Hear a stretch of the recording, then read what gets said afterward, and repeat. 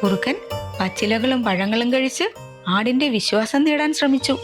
നാളെ ചെമ്മരിയാടിനെ കൊന്നു തിന്നുന്ന കാര്യം മനസ്സിൽ ഓർത്തപ്പോൾ തന്നെ അവനൊന്ന് ഓരിയിടാൻ തോന്നി. പക്ഷേ ബേലയെയും നായ്ക്കളെയും പേടിച്ച് മിണ്ടാതെ അടങ്ങിയൊതുങ്ങി പച്ചിലയും തിന്നു നടന്നു. പതിവ് പോലെ വൈകുന്നേരമായപ്പോൾ ആടുകൾ ബേലയുടെ അടുത്തേക്ക് നടന്നു ചെന്നു. കുറുക്കനിൽ വിശ്വാസം വന്ന കുഞ്ഞാട് നാളെ കാണാമെന്ന് വാക്ക് പറഞ്ഞ് വേഗം ആട്ടിൻകൂട്ടത്തോടൊപ്പം ചേർന്ന് നടന്നു.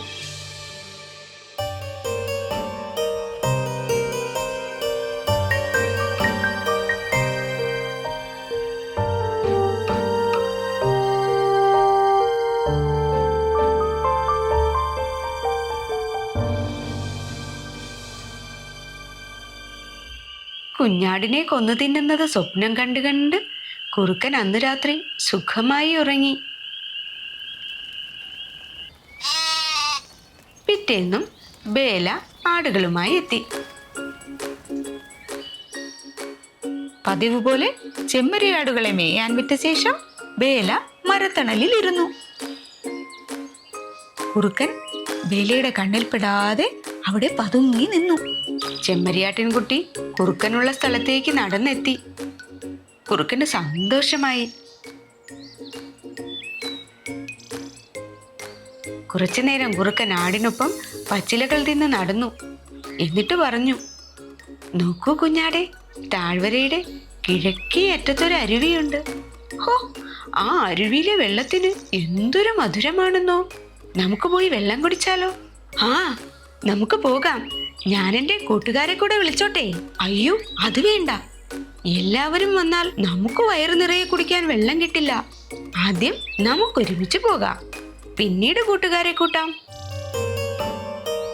പാവം ആട്ടിൻകുട്ടി, അവൾ ചതിയൻ കുറുക്കന്റെ കെണിയിൽ വീണു. കുറുക്കൻ സൂത്രത്തിൽ വഴിതെറ്റിച്ച് ആടിനെ കാട്ടിലേക്ക് കൊണ്ടുപോയി.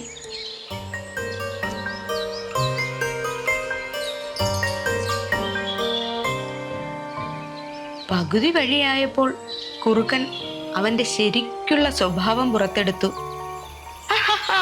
മണ്ടിയായ കുഞ്ഞാടേ, നിന്നെ ഞാനിതാ തിന്നാൻ പോവുകയാണ്.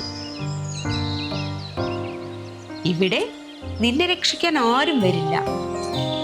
ചതിയനായ കുറുക്കനെ വിശ്വസിച്ചതിൽ ആടിന് പശ്ചാത്താപമുണ്ടായി.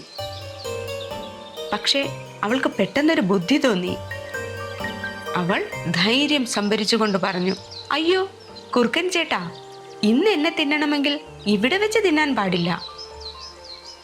ഇവിടെ വെച്ച് എന്നെ കൊന്നു തിന്നാൽ തിന്നുന്നയാൾ ഉടനെ മരിച്ചു പോകും. ഏതെങ്കിലും ഒരു കുഴിയിലിറങ്ങിയിരുന്ന് ആരും കാണാതെ എന്നെ തിന്നോളൂ.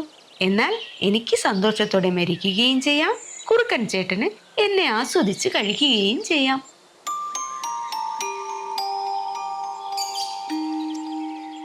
കൊതിമൂത്ത കുറുക്കൻ മറ്റൊന്നും ആലോചിച്ചില്ല.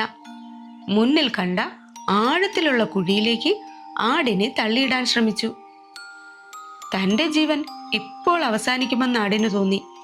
എങ്കിലും അവൾ വീണ്ടും ഒരു വിദ്യ കൂടി പ്രയോഗിച്ചു നോക്കി.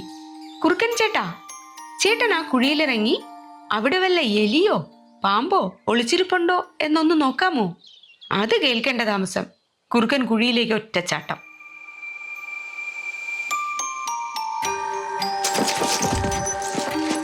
ചതിയൻ കുറുക്കന്റെ കാലുകളൊടിഞ്ഞ് ദേഹമാസകലം മുറിഞ്ഞു.